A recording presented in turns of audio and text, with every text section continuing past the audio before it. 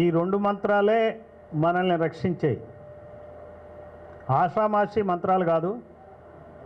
ఇప్పుడు దాదాపుగా మనకు స్వాతంత్రం వచ్చి 77 సంవత్సరాల తర్వాత ఈ మంత్రాలు జపించేట్టుగా రాజకీయ పరిస్థితులు ఉన్నాయి. ఈ నేపథ్యంలో మనం ఇక్కడ కలుస్తున్నాం.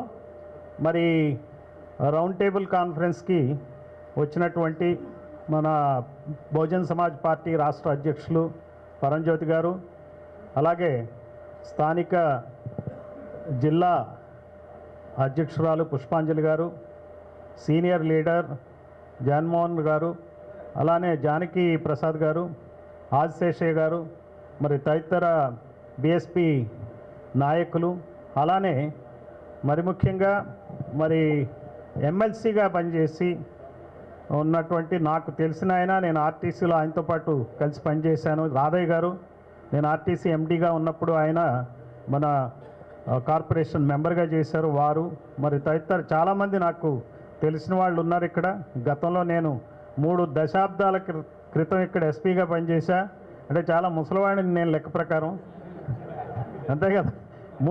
3 దశాబ్దాల క్రితం అంటే చూడండి ఎంత పెద్ద విషయం అది. 1995లో జనవరి 4 నాడు ఇక్కడ నేను ఎస్పీగా బాధ్యతలు తీసుకున్నది. మొట్టమొదటి జిల్లా బాధ్యత నాకు వచ్చింది.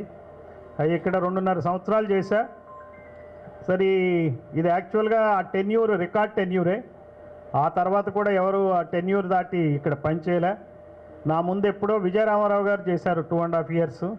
అంటే ఈ భారతదేశం స్వాతంత్రం వచ్చినాక, జిల్లా ఏర్పడినాక ఇద్దరు ఎస్పీలు 2.5 సంవత్సరాల పాటు చేశాం. చేసింది కూడా సరిగ్గానే చేశాం. ఇప్పుడున్న పరిస్థితులకి, అప్పుడున్న పరిస్థితులకి, ఇప్పుడున్న అధికారులకి సరిగ్గా పనిచేయాలంటే చాలా కష్టమైన రాజకీయమైనటువంటి పరిస్థితులు ఉన్నాయి. న్యాయం చేయాలంటే నన్ను మళ్ళీ తీసుకొచ్చి ఇక్కడ వేస్తే అప్పుడు చేసినంత నిష్పక్షపాతంగా, నిర్భయంగా చేయగలనా నాకే అనుమానం వచ్చేటువంటి పరిస్థితులు, రాజకీయ పరిస్థితులు ఈ రోజున ఉన్నాయి రాష్ట్రంలో. ఈ రాష్ట్రంలో చివరికి ఏమవుతుందంటే ప్రతిరోజు మనకి ఆందోళనకరమైన పరిస్థితులే. చిన్న విషయాల దగ్గర నుంచి పెద్ద విషయాల వరకు పేపర్లు చదివితే బీపీలు పెరగడం తప్పితే ఇంకోటి ఏం లేదు. అవునంటారు కాదంటారు? ఏమన్నా అసలు ప్రశాంతంగా ఉందా ఈ రాష్ట్రం? మరి మధ్యలో ఉన్నవాళ్ళు కూర్చోవాలంటే చూడండి ఒకసారి. దుర్లభంగా ఉన్నాయి. ఎందుకు దారుణంగా ఉన్నాయి? మరి వీళ్ళంతా పెద్ద నాయకులు ఈ రాష్ట్రాన్ని వెళ్తున్నారు. వాళ్ళు చెప్తారు నేను అది చేస్తా, ఇది చేశాను, నేను చాలాసార్లు సీఎంలుగా ఉన్నా అంటాడు ఒక ఆయన. ఇంకో ఆయనేమో అసలు ఎక్కడి నుంచో ఊడిపడినట్టు వచ్చి ఉద్యోగం చేసినట్టుగా, సీఎం వెలగబెట్టినట్టుగా ఇంకో ఆయన ప్రవర్తిస్తాడు. వాళ్ళు తప్పిస్తే ఈ రాష్ట్రానికి నిష్కృతే లేదా?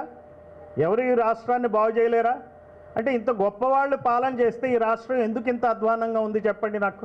ఈ రోజున రోడ్లు చూద్దాం, నెల్లూరు టౌన్లోనే గూగుల్ మ్యాప్ పెట్టుకుని దీనికి రావటానికి చూస్తే గూగుల్ ఎటెటో తీసుకెళ్ళి మళ్ళీ వెనక్కి వచ్చి మళ్ళీ బైపాస్కి వచ్చి మెయిన్ రోడ్కి వచ్చి ఇక్కడికి రావాల్సి వచ్చింది. అంటే చూడండి, టౌన్లోనే రోడ్లు ఎట్లుంటే గ్రామాల్లో రోడ్లు ఎట్లుంటాయి ఇంకా ఆలోచించక్కర్లా.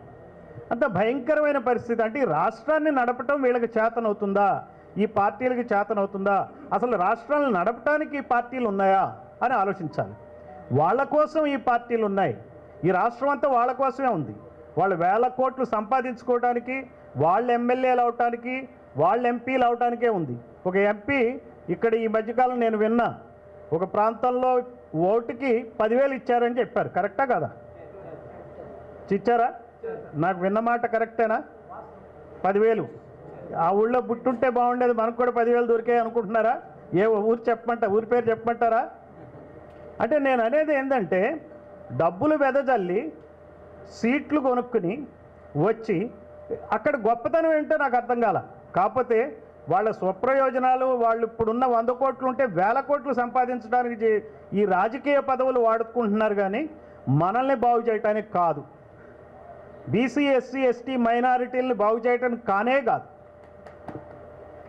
అంత దారుణమైన పరిస్థితులు ఉన్నాయి. దీనికి నేను చూస్తే, నేను ఒక సర్వీస్లో ఉండి రిటైర్ అయ్యి నేను ఆలోచిస్తే నాకు కనపడింది ఏంటంటే, చివరికి ఆ రోజుకి ఈ రోజుకి కూడా మరి రాష్ట్రంలో ఉండటానికి పరిస్థితులు, ఇబ్బందులు పడిన వాళ్ళు ఎస్సీలు, ఎస్టీలు, బీసీలు, మైనారిటీలు మాత్రమే అనిపించింది నాకు. వేరే వాళ్ళందరూ బాగానే ఉన్నారు.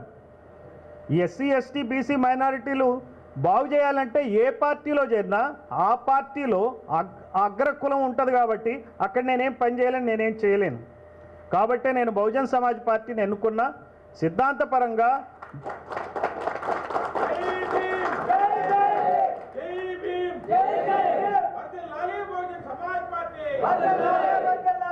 అయితే సమాజ్ పార్టీయే మనసుకు దగ్గరగా ఉన్న పార్టీ. అయితే సమస్య వచ్చిందల్లా ఏంటంటే మనల్ని ఈ రోజున ఈ రెండు కులాలు విడదీస్తున్నాయి. అది చాలా తీవ్రమైన విషయం. అది మనం గమనించట్ల. బీసీలు, పెద్ద బీసీలని, చిన్న బీసీలని, ఎస్సీలని గ్రూపులుగా విడదీయటం, మరి రకరకాల వీళ్ళు ముస్లింలు, మేము హిందువులను విడదీయటం, ఈ చేసే పనల్లా అంతే. కులతత్వవాదాన్ని పెంచి పోషించి కులాన్ని వాడుకుని వాళ్ళు రాజకీయాలు చేస్తున్నారు.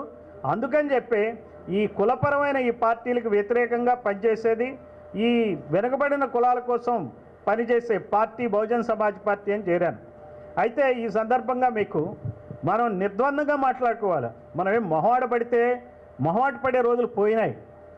ఎందుకంటే మర్యాదగా మాట్లాడుకుంటే ఎవరికి అర్థం కావట్లా. నిజాలు నిష్కర్షగానే చెప్పాలా. ఆ నిజాలు చెప్పడంలో ఒకటైతే నేను చెప్తున్నా, ఈ రాష్ట్రానికి అన్యాయం చేస్తుంది రెండు కులాలు. ఆ కులాల పేర్లు నేను చెప్పాలా, మీరు చెప్తారా? నాకే చెప్పండి. అందరికీ తెలిసినవే కానీ చెప్పాలా, అది పాయింట్. జై భీమ్ జై పూలే అన్నట్టే మనం ఇది కూడా చెప్పాలా. రెండు కులాల పేర్లు చెప్పాలా. మీ వల్లనే రాష్ట్రం నాశనం అవుతుంది. ఈ విషయం మనం గట్టిగా చెప్పినప్పుడే మనలోంచి మనకు కూడా ఆ లోపల ఉన్నటువంటి భావాలు ఏవైతే ఉన్నాయో, ఆ సంకోచం ఏదుందో, లేకపోతే తెలియని ఆ భయం ఏముందో అది మొత్తం బయటికి రావాలి. జనాలు కూడా భయపడతారు. మన భయం పోయినాడు. భయపడేది ఎవరు చెప్పండి? వాళ్ళే భయపడతారు. రెడ్డి కమ్మ కులాలే భయపడతారు. రెడ్డి కమ్మ కుల నాయకులే భయపడాలా. భయపడే విధంగానే మనం మాట్లాడాలి. అప్పుడు కానీ కాదు. నేను దీన్ని చెప్పటంలో ఏదో నాకు కోపం మీదనో లేకపోతే నాకేదో వ్యక్తిగత బాధ కలిగో నేనేం చెప్పట్లే. మనం చూసాం. వాస్తవాలకు కూడా నేను డేటా ప్రకారంగా మీకు నిరూపిస్తా. ఈ రోజున ఏం చేస్తున్నాం, మేమేమంటున్నాం, బహుజన్ సమాజ్ పార్టీ తరఫున ఆంధ్రప్రదేశ్లో ఏకైక పార్టీ కులగణన గురించి డిమాండ్ చేసే ఏకైక పార్టీ బహుజన్ సమాజ్ పార్టీ. ఈ రోజున ఏ పార్టీ అన్నా డిమాండ్ చేస్తుందా? కామ్గా ఏదో పిల్లి పాలు తాగుతా ఎవరు చూడలేదు అనుకున్నట్టు వాళ్ళు ఏ పనులు చేస్తున్నారు. ఆ వివాదాలు ఈ వివాదాలు, ఒకళ్ళ మీద ఒకళ్ళు కేసులు పెట్టుకోవటం. మనం కూడా పేపర్లో టీవీల్లో వీడు అరెస్ట్ అవుతాడా, వాడు అరెస్ట్ అవుతాడా, ఇప్పుడు ఏమవుతుంది, మనకి సినిమాలో సస్పెన్స్ థ్రిల్లర్ లాగా తయారైపోయింది. మనల్ని ఎంగేజ్ చేస్తున్నారు. వాళ్ళు కళ్ళు మూసుకుని పిల్లి పాలు తాగుతూ ఉంటే తెలియదు అన్నట్టుగా వ్యవహరిస్తున్నారు. కాబట్టి దీన్ని నేనేమన్నానంటే, ఈ కులగణన చేయాలంటే ముందు ఎందుకు చేయాలో నేను మీకు చెప్తా. ఎమ్మెల్యేల కులగణన చేస్తే అప్పుడు కానీ మనకు అర్థం కాదు. ఈ నిజం తెలియదు. రెండు కుల పార్టీలు మనకు చేసే అన్యాయం అర్థం కాదు.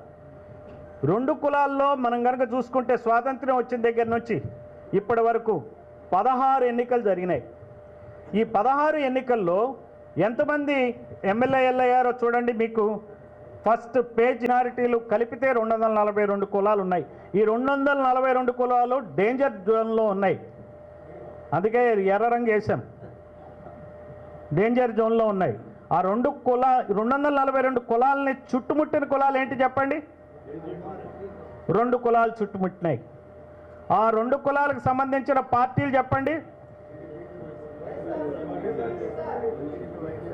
ఒక ఇంట్లో వాళ్ళే కదా 2 పార్టీలకి అధ్యక్షులు, అంతే కదా. మనం విడివిడిగా అనుకుని కన్ఫ్యూజ్ అవుతూ ఉంటాం. తర్వాత 2 ఇంకా లాస్ట్ది ఏముంది చూడండి, 2 కాంగ్రెస్, 2 తర్వాత నెక్స్ట్ సర్కిల్ చూడండి, 2 కుటుంబాలు ఉన్నాయి. ఈ చక్రబంధంలో మనం ఇరుక్కుపోయి ఉన్నాం. మనం ఏమంది ప్రతి ఎలక్షన్కి ఎవరిని సీఎం చేద్దాం అనేది అదొక తంతు. మనకేం పని లేనట్టుగా మనం రోజు ఆలోచించేదే ఈయనొద్దు ఆయన కావాలా, ఆయనొద్దు ఈయన కావాలా అనే ధోరణిలో మన బ్రతుకులంతా కూడా అందులో ఇరుక్కుపోయాయి. మనకు తెలియకుండా టీవీలు చూసినా, పేపర్లు చూసినా, ఎవరిని చూసినా మనల్ని మనం కించపరుచుకుంటున్నాం. మనకైతే అధికారం వద్దు, వాళ్ళకి అధికారం, ఎవరికి అధికారం కావాలా అని చూస్తాం. ఊళ్ళో పెళ్ళికి హడావిడిలాగా ఉంది, అవునంటారు కదా, ఊళ్ళో పెళ్ళికి హడావిడి. మళ్ళీ అదేదన్నా పదం వాడితే నన్ను ఏంటి మేమా మమ్మల్ని కించపరుస్తున్నారు అంటారని నేను అంటలేదు. ఊళ్ళో పెళ్ళికి మన హడావిడి ఏంటి చెప్పండి?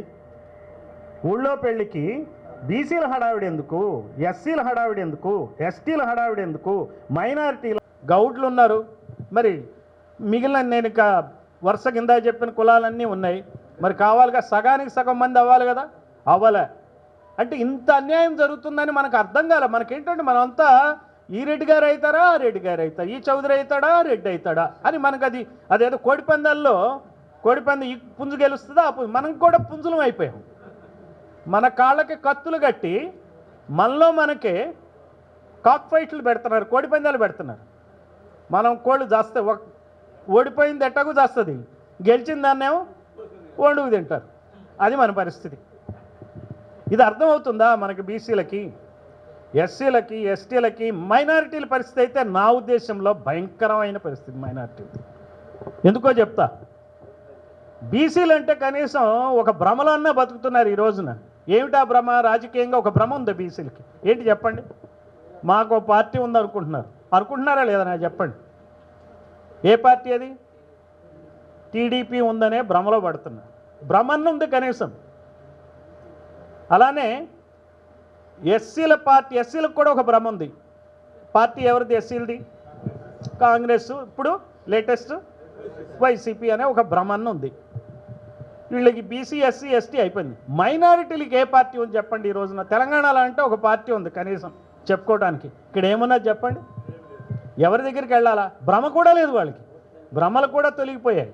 భయం ఉంది. ఈ దేశంలో ఏమవుతుందో తెలియదు. ముస్లింలను బూచిగా చూపించి హిందువులందరినీ ఏకం చేసేసి ఓట్లు గుంజుకోవడానికి చేసే ప్రయత్నాలే సాగుతున్నాయి ఈ రోజున. అందుకనే ఈ మతపరమైన వివాదాలను బాగా వాడుకుంటారు. నేను ఎక్కువగా కామెంట్ చేయదలుచుకోలే దీని గురించి. మతాన్ని చూపించి మనల్ని అందరినీ కలుపుకుని కూడగట్టుకుని ఓట్లు దండుకోవటానికి ఈ రెండు కుల పార్టీలు చూస్తూ ఉంటాయి. సరే, ఈ రెండు కుల పార్టీ అంటే ఒక పార్టీకి బీజేపీ ఎట్లాగా ఉంది. నేను అనేది ఏంటంటే ఇవి మనకు అర్థం కావాలి. నెల్లూరు జిల్లాల్లో జరిగేటువంటి రాజకీయం అత్యంత అన్యాయం ఏంటంటే బీసీలు 4 యాదవులు, 2 బలిజలు బీసీ అనే ఇక్కడ లెక్క ప్రకారం ఓసియా అయితే 4 అయ్యారు. 128కి 64 అవ్వాల్సిన వాళ్ళు 4 అయ్యారు. అంటే 60 సీట్లు ఇక్కడ దోపిడీ జరిగింది. కోల్పోల దోపిడీ. మనకు తెలియకుండా మన కిడ్నీలు కొట్టేస్తున్నారు. మనకు తెలియదు. ఆ కిడ్నీలు కొట్టడానికి మనకు కొన్ని మత్తు ఇస్తున్నారు. ఏం మత్తు ఇస్తున్నారు?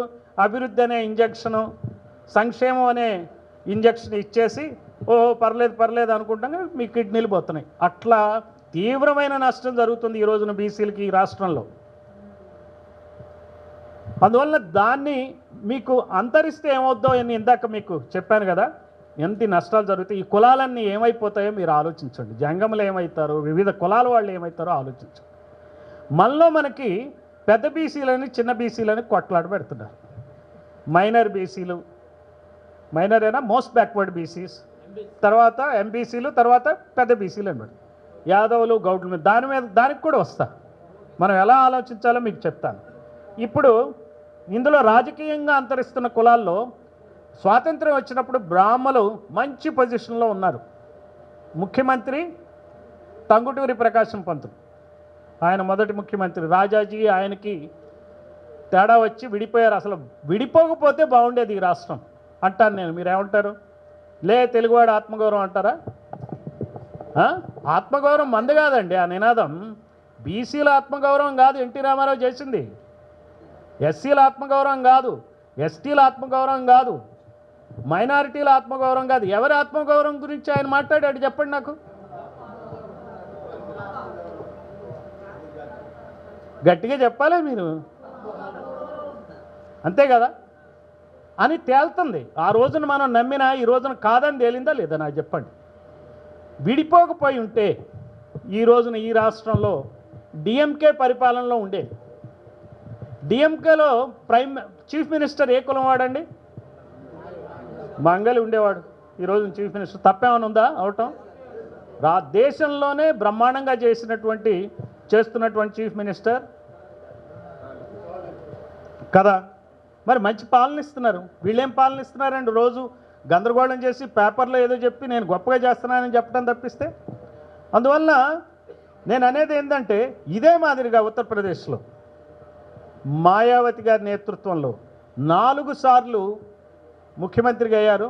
అక్కడ ఈ కులాలు, ఇందాక నేను ఏ కులాలు అయితే పేరు చెప్పానో ఆ కులాలకు సంబంధించిన వాళ్ళందరికీ కూడా ఎమ్మెల్యేలు, మంత్రులు అయ్యేటువంటి అవకాశం దొరికింది. నన్ను కలవంగానే చెప్పారు, మీది ప్రజాపతి కులం కదా, మీ కులం నుంచి మేము ఎమ్మెల్యేలు చేశాం, 2 మంత్రులు కూడా చేశాం, మొట్టమొదటిగా జరిగిందని ఆమె చెప్పారు మాయావతి గారు.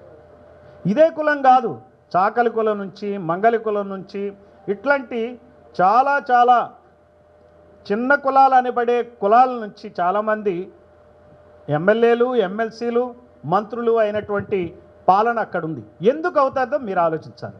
అక్కడ పెరియారు వాదం, బహుజనవాదం ఉండబట్టి అది జరుగుతూ ఉంది. ఇక్కడ ఆ వాదం లేదు. ఇక్కడ వాళ్ళ కుల ప్రభుత్వాల యొక్క వాదనే ఉంది. అయితే నేను ఇందాక మీకు చెప్పినట్టుగా విడిపోకపోయింటే బాగుండేదని చెప్పి పక్కకి వెళ్ళాను. సరే, విడిపోయినాక ఏమైందంటే, బ్రాహ్మలు మనకి 1952లో 13 మంది ఎమ్మెల్యేలు అయ్యారు. 1952 ఎలక్షన్లు మీరు చూడండి ఒకసారి, 13 మంది, తర్వాత 16, తర్వాత 62లో 14, నెక్స్ట్ 8. జీరో ఎప్పుడు వచ్చిందో చెప్పండి? 83 ఎందుకు వచ్చిందో చెప్పండి? ఎన్టీ రామారావు రాగానే వీళ్ళు జీరో అయిపోయారు. నిజమేనా కదా? అయిపోయారు. అంటే మనకి సానుభూతి కాదు. నేను ఇక్కడ అయ్యో బాధపడటానికి నేను చెప్పట్లా, అంతరిస్తే ఏమవుద్దో చెప్తున్నా. తర్వాత అందరూ 1, 2, 1, 0 అయిపోయింది. ఇది పరిస్థితి.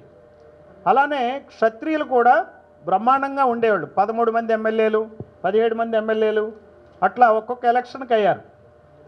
చివరికి వాళ్ళకు కూడా 1, 2, 3 వచ్చి ఈ మధ్య 7 మంది అయ్యారు. అయితే వీళ్ళు ఎందుకు బాగున్నారు చెప్పండి? డబ్బు ఉంది వాళ్ళ దగ్గర. ఇది కూడా మీకు తెలుసుకోవాలని చెప్తున్నా. అంతరిస్తున్న కులాల్లో ఒక కులం దగ్గర డబ్బులు లేవు, ఒక కులం దగ్గర డబ్బు ఉంది. ఈ రెండో కులం క్షత్రియులు కొన్ని పాకెట్స్లో ఎక్కువ మంది ఉన్నారు. అందువల్ల వాళ్ళు నిలబడగలిగారు.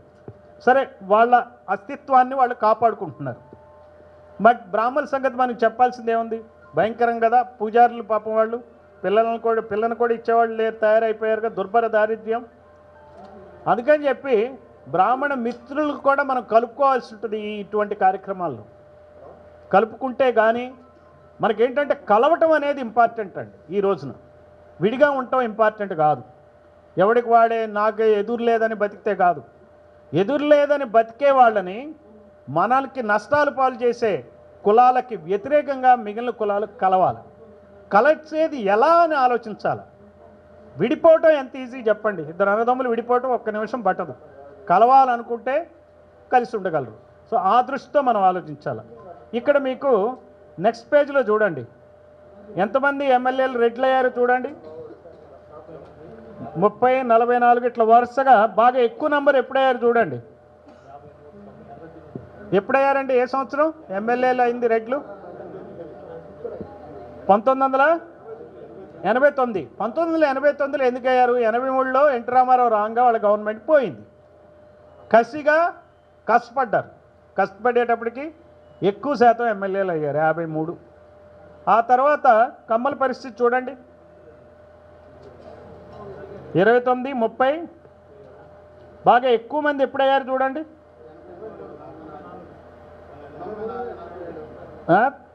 94లో అయ్యారు కదా. 94లో అయ్యారు. ఎందుకు? కాంగ్రెస్ గవర్నమెంట్ దించి కసిగా 94 అయ్యారు. ఇక్కడ ఏం చేశారు? మద్యపాన నిషేధ ఉద్యమాన్ని పెట్టారు కదా. రోషమ్మ అప్పుడు ఆవిడ చేసేది. నేను అప్పుడే అది అవ్వంగా నేను ఇక్కడికి వచ్చాను. ఉద్యమం అయిపోయింది, పార్టీ మారిపోయింది, కొత్త పార్టీ వచ్చింది, నేను వచ్చాను అప్పుడు. ఇప్పుడు అంతా ఎంత వదలగొట్టారండి ఈనాడు పేపర్లో ప్రజలందరినీ కాంగ్రెస్కు వ్యతిరేకంగా వదలగొట్టి అసలు ఆ మద్యపాన నిషేధం మేము చేస్తామని చెప్పిన వాళ్ళు మద్యపానాన్ని చాలా సోగ్గా అయ్యే విధంగా చేశారు. కలర్ లిక్కర్ ఏదో అంటారు కదండి, చీప్ లిక్కర్ ఆ బాటిల్స్లో చిన్న చిన్న బాటిల్స్లో వచ్చి కొంచెం సరదా వాళ్ళు కూడా తాగే వాళ్ళకు కూడా అప్గ్రేడ్ అయ్యారు. మామూలుగా సారా తాగకుండా స్టైలిష్గా మనం కూడా బ్రాందీ అది తాగుతున్నాం అనే ఫీలింగ్ని క్రియేట్ చేసే విధంగా చేశారు. అంటే నేను అనేది ఏంటంటే అట్లా మోసం చేసి ఎలక్షన్లకు వచ్చి వాళ్ళు ఇచ్చిన హామీలు ఇంప్లిమెంట్ చేయకుండా మనల్ని ఎప్పుడూ మభ్యపెడుతూనే ఉన్నారు. ఆ తర్వాత మీరు బీసీలు ఎట్లున్నారో చూడండి. బీసీలు ఎప్పుడు చూసినా ఉసూరుమంటూ 19, 24 ఇప్పుడు ఒక్కొక్క అసెంబ్లీలో కొన్నిసార్లు 140 సీట్లు ఉన్నాయి, కొన్నిసార్లు 190 సీట్లు ఉన్నాయి, ఇప్పుడు 175 సీట్లు ఉన్నాయి ఆంధ్రప్రదేశ్లో. దాన్ని బట్టి నంబర్ మారుతూ వచ్చింది. సో మనం మనం అంతా కలిపి బీసీలు సగానికి సగం ఉంటే మనకు సీట్లు వచ్చేది 35, 40. మనలో వాళ్ళు 10వ వంతు కూడా ఉండరు, వాళ్ళకేమో మనకు వచ్చిన సీట్లు వస్తున్నాయి. అది నేను చెప్పే మాట మీకు అది గమనించాల్సింది. సరే, ఇప్పుడు బీసీల మధ్య గొడవలు, దానికి నెక్స్ట్ టేబుల్ చూడండి. ఎవరిని చూసి ఎవరు పోరాటం చేయాలో మనకి ఈ టేబుల్ సూచిస్తుంది. ఇందులో రెడ్లు మొత్తం కలిపి స్వాతంత్రం వచ్చిన దగ్గర నుంచి ఇప్పటి వరకు ఎంతమంది ఎమ్మెల్యేలు అయ్యారు చూడండి.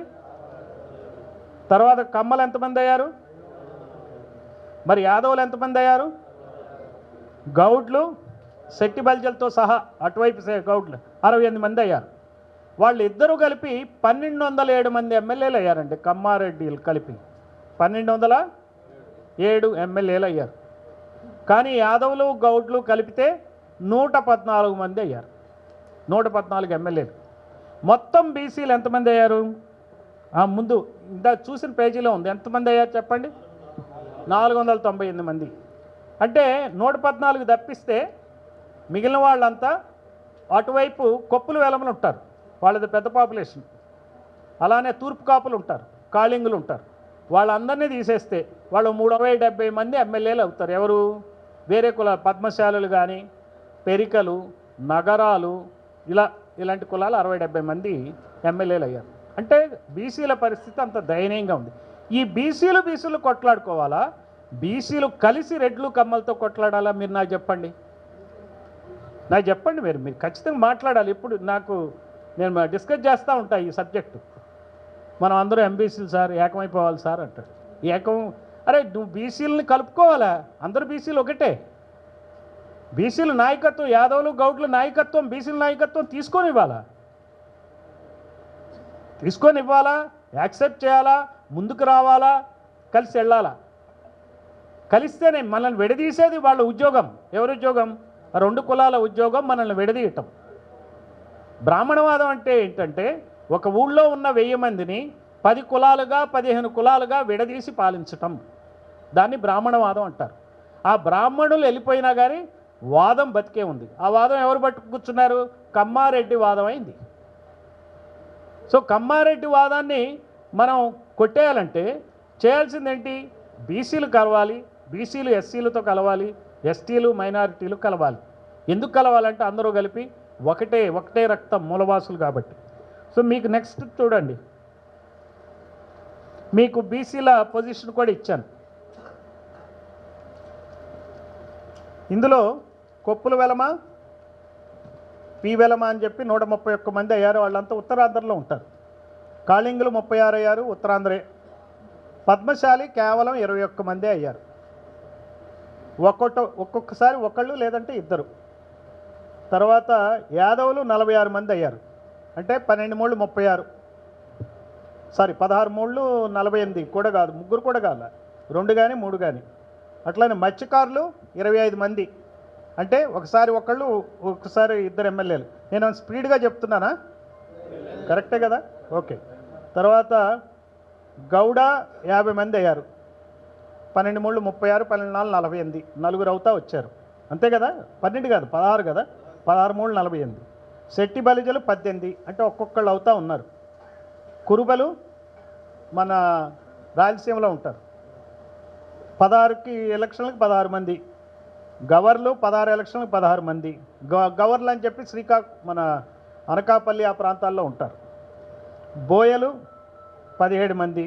రెడ్డిక అనే కులం అక్కడ నార్త్ ఆంధ్రాలో ఉంటుంది, 14 మంది. తూర్పు కాపులు ఇది 80+5 ఎక్స్ అన్నాను కదా, అది 85 పెట్టుకోండి. వాళ్ళు కూడా అటువైపే ఉంటారు.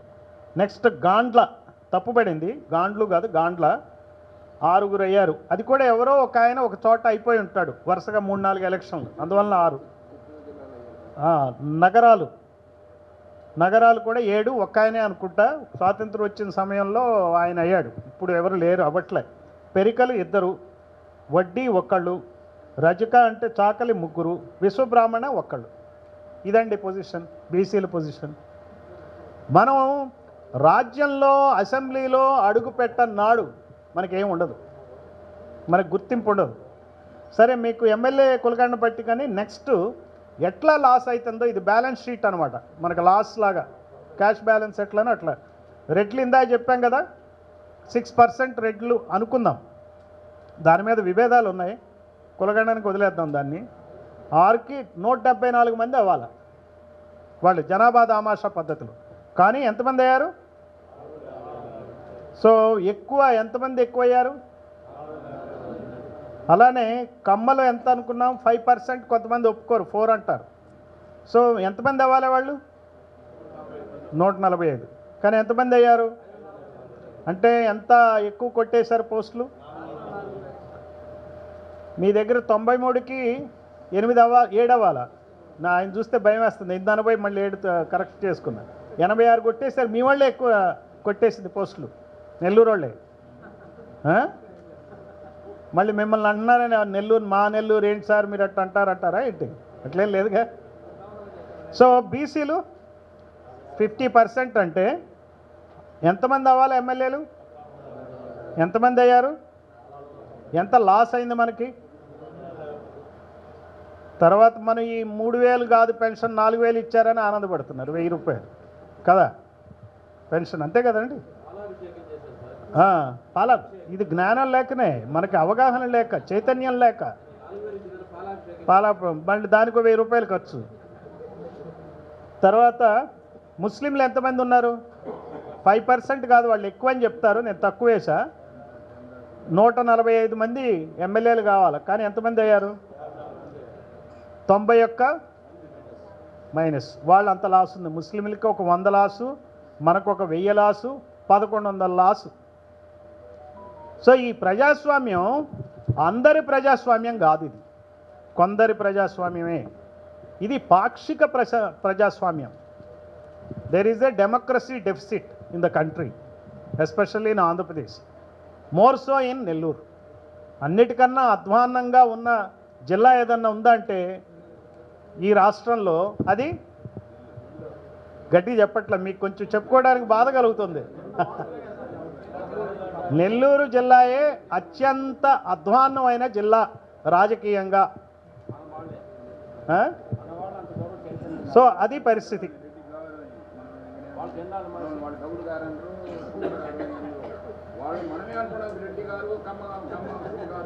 నాయుడు గారు కాదని మనం ఎక్కించేసి మన ఆకాశం ఎక్కిస్తే వాళ్ళు ఎందుకు దిగుతారు? మనం ఎక్కించే వాళ్ళు రెడ్డి నన్ను బాగుండదు, రెడ్డి గారు అని చెప్పుకుంటాం.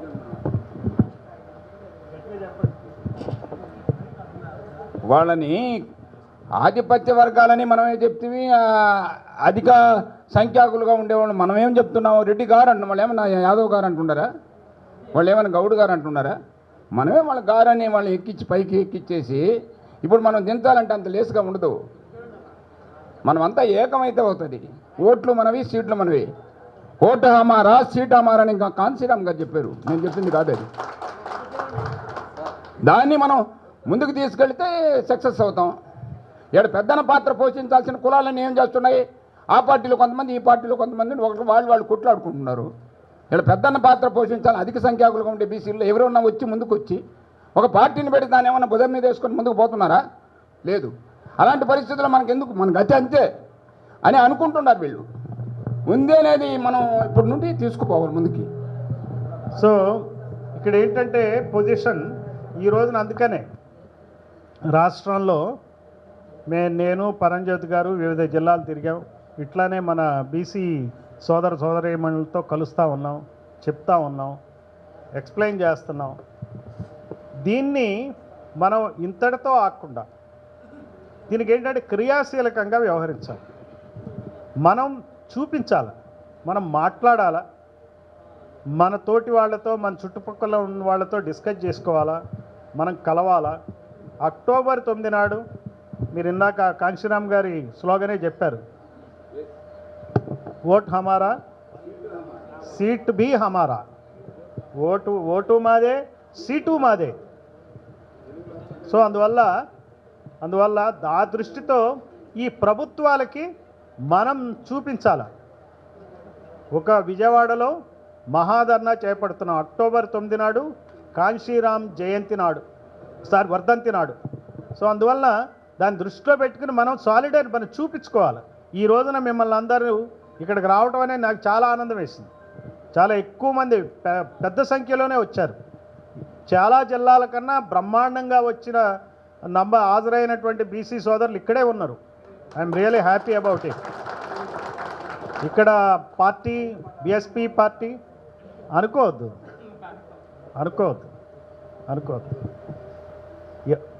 మొదలు ఎప్పుడు అట్లనే ఉంటుంది. మనలో మనకి నమ్మకం కలగదు.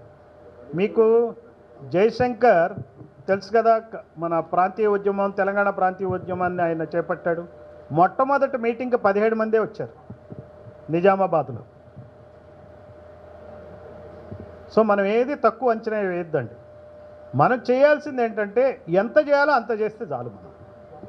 మనం ఎప్పటికప్పుడు సరే ఇక్కడికి రావాలా, మనం మాట్లాడాం, ఏదో ఒక పాయింట్ చెప్పారు, ఇది మీకు సహేతుకం అనిపించింది, కరెక్ట్ అనిపించిందంటే నలుగురికి చెప్పుకోవాలా, చూడాలా.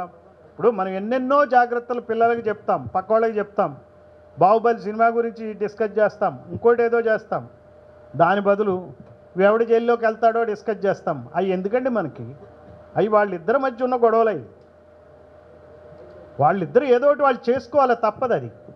అది మనకు సంబంధం లేదు. అది ఇప్పుడు క్రికెట్ ఆట ఆడినట్టు ఆడుకుంటున్నారు, కోడిపందాలు వేసుకున్నట్టు వేసుకుంటున్నారు, వ్యవస్థల్ని ఆటి చుట్టూ తిప్పుతున్నారు.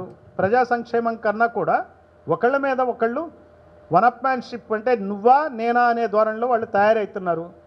కోర్టుల్ని, మీడియాని, రకరకాలైనటువంటి ప్రభుత్వ అంగాల్ని వాడుకుంటున్నారు. అది వాళ్ళు చేసుకోనివ్వండి, అది వాళ్ళ సమస్య, మన సమస్య కాదు. అది మన సమస్య. ఇది భారతదేశంలో అన్నిటికన్నా అతి ప్రధానమైన పెద్ద సమస్య ఏంటి అని అంటే కాంశీరామ్ గారు చెప్పింది ఏంటంటే బీసీల సమస్యే భారతదేశ సమస్య అని చెప్పాడు. అంటే ఆయన ఎంత స్టడీ చేశాడు చూడండి. 40 సంవత్సరాల క్రితమే చెప్పిన మాట. ఇక్కడ 1983లో రామారావు తెలుగుదేశంతో మనల్ని ఉర్రూతలూగిస్తే పార్టీ పెట్టి, అక్కడ ఒక సంవత్సరం తర్వాత 84లో కాంశీరామ్ ఆయన పార్టీ పెట్టి, బహుజన్ సమాజ్ పార్టీ పెట్టి, ఈ విషయాన్ని ఆయన 40 సంవత్సరాలకు ముందే ఆయన మాట్లాడాడు. ఆయనకన్నా ముందే అంబేద్కర్ 1931లో రౌండ్ టేబుల్ కాన్ఫరెన్స్లో బీసీల గురించి మాట్లాడాడు. ఈ రౌండ్ టేబుల్ అనే పదం ఆయన దగ్గర నుంచి వచ్చిందే. బ్రిటిష్ వాళ్ళు ఆ రోజున ఇలానే భారతదేశంలో ఉన్న సమస్యల గురించి మాట్లాడటానికి రకరకాల పార్టీలని, వివిధ సంఘాల వాళ్ళని పిలిచారు.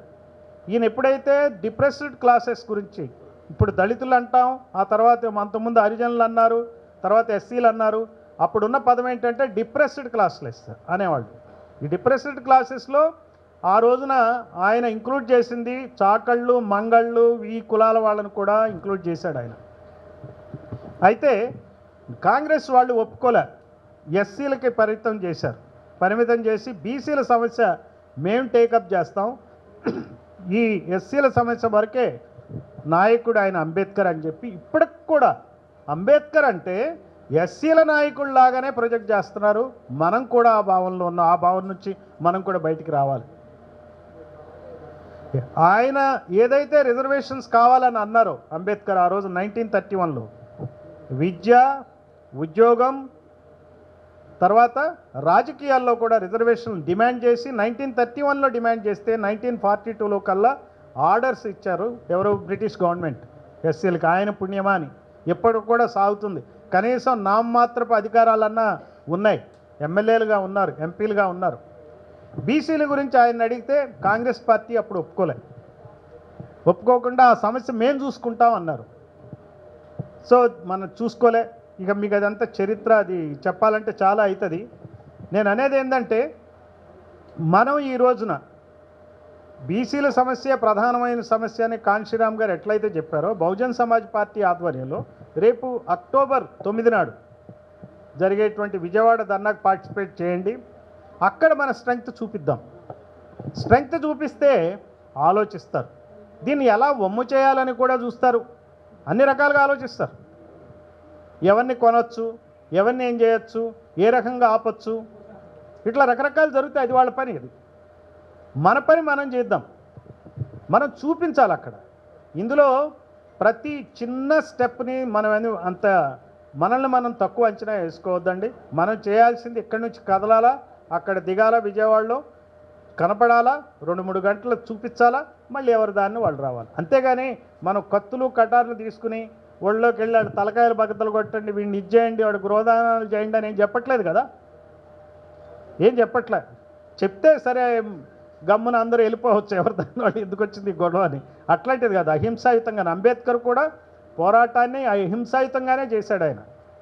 అందువలన అది చేస్తూ పోతూ ఉంటే కార్యాచరణ రూపొందుతూ ఉంటుంది. ఇక్కడ ఉన్నటువంటి బీసీ ఐక్య కార్యాచరణ సమితి ఒకటి ఏర్పడి మీరు చేసుకుంటా పోతూ ఉంటే ఒక్కొక్కసారి ఒక్కొక్క రకమైనటువంటి మలుపు తిరుగుతుంది. ఆ రకంగా మనం ఖచ్చితంగా మన కోరికలను సాధించుకోవడానికి అవకాశం ఉంది. ఏ పార్టీ అయినా సరే గెలవటానికి ఆలోచిస్తుంది. గెలిచేటప్పుడు ఈ డిమాండ్ ఉంటే ఆ డిమాండ్ని ఎలా మీట్ అవ్వాలా అనేది చూస్తుంది. సో చూస్తే వాళ్ళకి మంచిది, చూడకపోతే మనకు మంచిది. ఎందుకంటే మనం ఉద్యమాన్ని తీవ్రతరం చేస్తాం. తీవ్రతరం చేయకుండా చేస్తే మంచిదే, చూద్దాం. అందువల్ల ఆ దృష్టితో మనం ముందుకెళ్ళాలని చెప్పి కోరుతూ, మరి ఈ అవకాశం ఇచ్చినటువంటి మన బహుజన్ సమాజ్ పార్టీ రాష్ట్ర శాఖకు, జిల్లా శాఖకు నా ధన్యవాదాలు తెలియజేస్తూ